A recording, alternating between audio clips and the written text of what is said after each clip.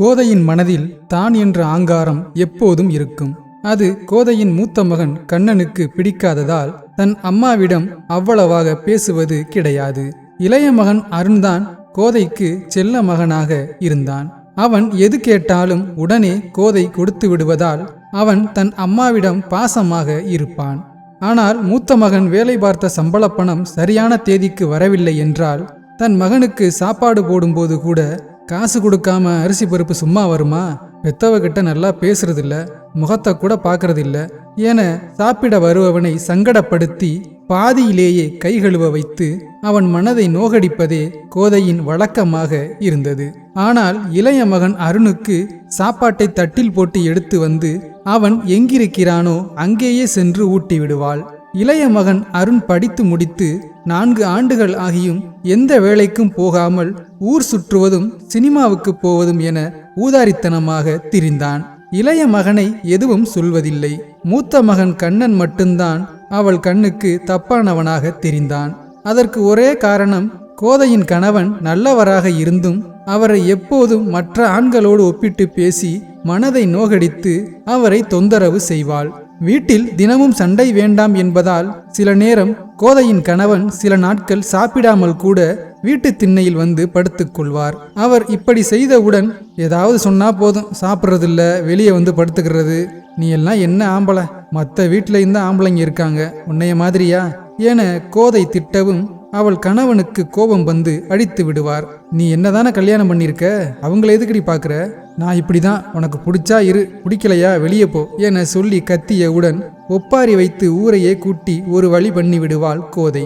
அதை பார்த்து பொறுக்க முடியாத அவர் திண்ணையில் கூட படுக்காமல் கடை தெருவுக்கு சென்று விடுவார். பிறகு நடுராத்திரியில் வந்துதான் திண்ணையில் படுப்பார். தன் அப்பாவின் நிலைமையை நினைத்தால் மூத்த மகன் கண்ணனுக்கு பாவமாக இருக்கும்.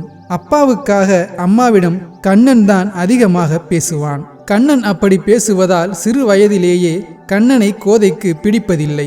ஆனால் கோதையின் இளைய மகன் எது நடந்தாலும் அமைதியாகவே இருப்பதால் அவனை மட்டும்தான் கோதைக்கு ரொம்ப பிடிக்கும்.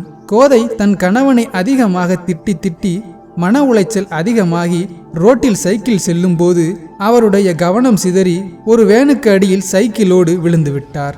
பலத்த அடிபட்டு உயிருக்கு போராடி கொண்டிருந்தார்.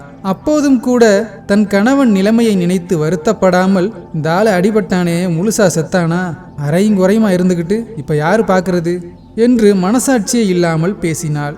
அவருடைய மூத்த மகன் கண்ணன் தான் தன் அப்பாவின் நிலைமையை நினைத்து அதிகமாக வருத்தப்பட்டான். அப்பா இறக்கும் வரை அவர் அருகிலேயே இருந்து அழுது கொண்டே இருந்தான். கடைசியாக அவன் அப்பா உயிர் பிரியும் நேரத்தில் அவனிடம் பேசியவர், கண்ணா, அப்பாவை நினைச்சு அழுகாத, அப்பா அவ்வளோதான், விளைக்க மாட்டேன், நீ நல்லா படிச்சு உன்னால முடிஞ்ச வேலையை பார்த்து நல்லபடியா வாழணும், பணத்துக்காகவோ அழகுக்காகவோ எந்த பொண்ணையும் கல்யாணம் பண்ணிடாத, அப்புறம் அப்பாவோட நிலைமை தான் உனக்கு வரும், அப்பா சொல்றது புரியுதில்ல, இப்போதைக்கு உன் அம்மா என்ன சொன்னாலும் பெருசா எடுத்துக்காம நீ உன் வாழ்க்கையை பத்தி மட்டும் யோசி, சரியா என சத்தியம் வாங்கி கொண்டு இறந்து போனார்.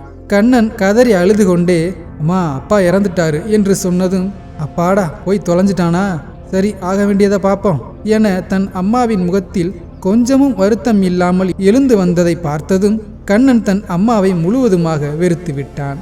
கண்ணனுக்கு அவன் அப்பா இறந்தது தன் அம்மாவால் தான் என்பதால் தன் அம்மாவிடம் சரிக்கு சரியாக வாக்குவாதம் செய்வான்.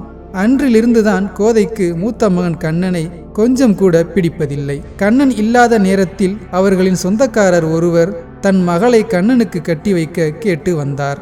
ஆனால் அவரிடம் கோதை தன் மகனை பற்றியே கொஞ்சம் கூட மனசாட்சியே இல்லாமல், அவன் பெத்த தாய் என்னையவே மதிக்க மாட்டான், வீட்டுக்கும் காசு கொடுக்க மாட்டான், இதுல உங்க பொண்ணை கட்டி வச்சு ஏன் அந்த பிள்ளையோட வாழ்க்கையை கெடுக்கிறீங்க என சொல்லவும் அந்த சொந்தக்காரர், என்னங்க எப்படி சொல்றீங்க, இந்த ஊர்ல உங்க மகனை பத்தி கேட்டேன், நல்ல பொறுப்பான பையன்னு சொல்றாங்க, நீங்க உங்க மகனை பத்தி இப்படி பேசுறீங்களே என கேட்டதும், உண்மையத்தானே சொல்றேன், என் சின்ன மகன் அருண் இருக்கான், அவனுக்கு உங்க பொண்ணை கொடுங்க என்று கோதை சொன்னதும் அந்த சொந்தக்காரர், ஏமா உன் சின்ன மகன் வேலைக்கே போகாம ஊதாரித்தனமா சுத்திக்கிட்டு திரியிறான், அவனுக்கு என் பொண்ணை கொடுத்து என் பொண்ணோட வாழ்க்கை நாசமா போகவா என சொந்தக்காரர் கோபமாக சொன்னதும் கோதையும் கோபமாக, யோ என்னையா பேசுற, என் சின்ன மகனை பத்தி தெரியாம தப்பா பேசுன, அவ்வளவுதான் பார்த்துக்கோ, போயா வெளியில என்று கத்தியதும், இங்க பாருமா, நான் ஒன்றும் வீட்டில் விருந்து சோறு சாப்பிட வரல, உன் மூத்த மகன் கண்ணனுக்கு என் பொண்ணை கொடுக்கலாம்னு முடிவு எடுத்ததும் நேராக கண்ணை வேலை பார்க்குற இடத்துக்கே போய் அவன்கிட்ட கேட்டேன். அவன்தான் வீட்டில் அம்மா இருப்பாங்க, அவங்க கிட்ட கேளுங்க, அதுதான் மரியாதையாக இருக்கும்னு சொல்லி உங்ககிட்ட அனுப்பி வச்சா உங்கள் மகன். நீ என்னடான்னா உன் மகனை பற்றியே தப்பாக பேசுகிற. நீ எல்லாம் ஒரு பொம்பளையா? உன் புருஷன் எப்படி செத்தான்னு எனக்கு தெரியாது பாரு. நல்ல மனசு இல்லாத உன் வீட்டில் என் மக வாழக்கூடாது என அவர் சொன்னதும், அப்பாடா இந்த கல்யாணம் நடக்காது என சந்தோஷப்பட்டு தெனாவட்டாக சிரித்தாள் கோதை. அதை பார்த்த அந்த சொந்தக்காரர், என் பொண்ணு எதுக்கு இந்த வீட்டில் வாழணும்? கண்ணனுக்கு என் பொண்ணுக்கும் கல்யாணம் பண்ணி வச்சு என் வீட்டுக்கே கூட்டிகிட்டு போயிடுறேன்.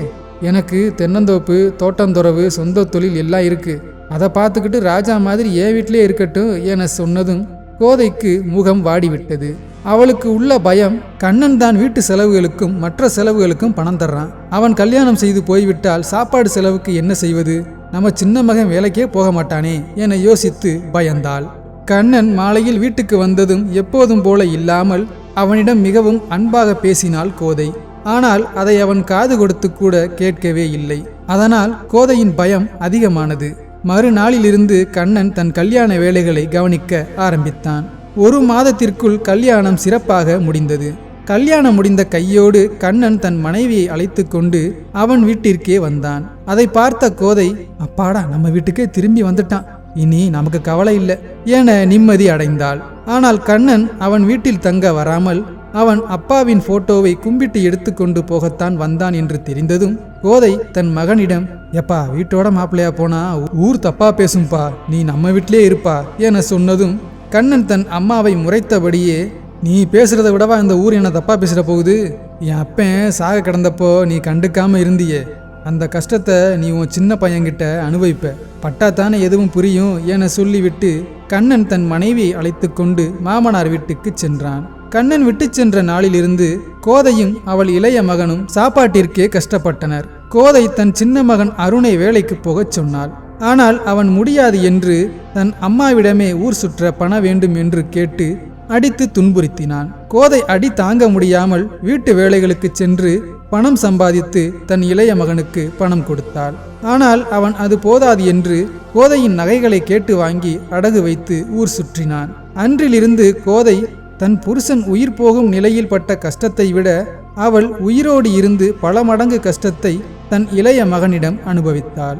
இந்த உலகில் விதை இல்லாமல் மரம் வளராது, மண் இல்லாமல் உயிர் வாழாது, காற்று இல்லாமல் மரம் அசையாது, எல்லாம் ஒன்றோடு ஒன்று ஒன்றிதான் வாழ்கிறது. மனிதன் மட்டும் தனியே வாழ நினைக்கிறான். இந்த கதை உங்களுக்கு பிடித்திருந்தால் தயவு செய்து சப்ஸ்கிரைப் பண்ணுங்க, சப்போர்ட் பண்ணுங்க. நன்றி.